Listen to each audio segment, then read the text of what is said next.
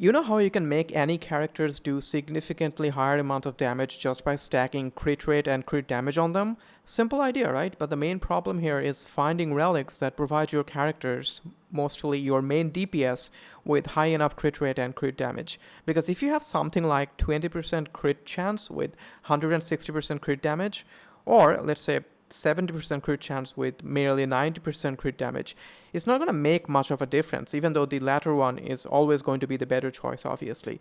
So to make your character do an insane amount of damage, you need both the crit rate and crit damage to be really high. Now, characters have a base crit chance of 5% and a base crit damage of 50%, meaning when you hit that 5% chance, you will be doing 1.5 times the normal damage to the enemies. Now, you can get both these stats as substats on all your relics, but only your chest armor can have either of them as the main stat. So for the crit rate, you can have it all the way up to 32.4% at plus 15 upgrade level. Whereas for the crit damage, it can go all the way up to 64.8%. That's a huge damage boost, right? But it's gonna be kind of useless without high enough crit chance. Now, for those of you who are using a Destruction Path character as the main DPS in your team, you have access to this Lightcone, which is called the Mutual Demise, which provides you with 24% crit chance while below 80% HP if you have it at Superimposition 5, which should be extremely easy. Now, that's a huge crit rate boost, right? Now, you might be asking, why do I need to use this Lightcone when I already have high enough crit chance?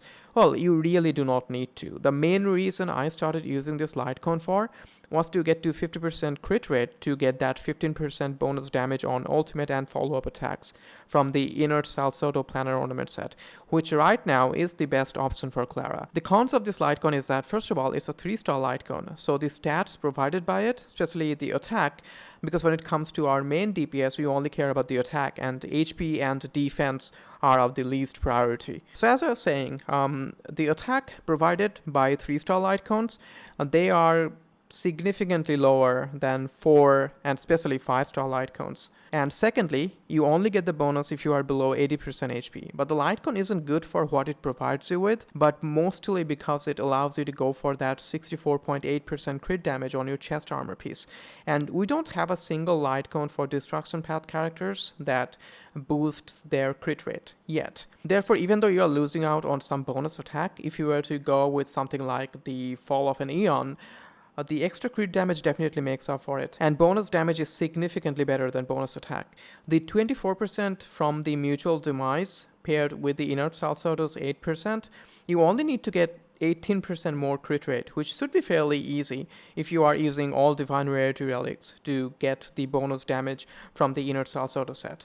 But if you already have at least 50% crit chance from your relics like I do, without getting any from the chest armor, the Secret Vow will be a much better choice. But considering we are still fairly new to the game, it's going to take a while to get that much crit chance from all your relics, unless you are spending jades to get stamina to farm for better drops, and even then you're going to need a lot of luck. So as you can see, I have 54.6% crit chance with 165.9% crit damage on my Clara. So I can still get the 15% bonus damage from the Inert Salsotto set and use the Secret Vow, which is extremely good for Destruction Path character.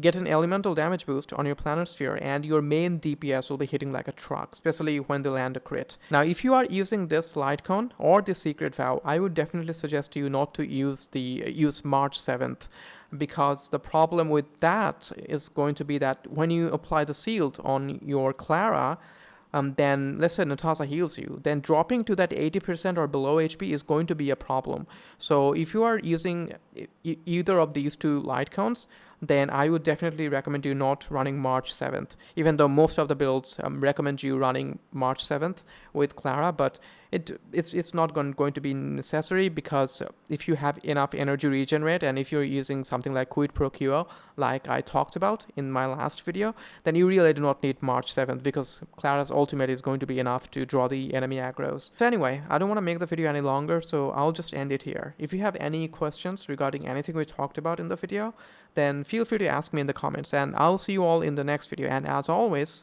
remember to stay awesome, and I'm out. Bye.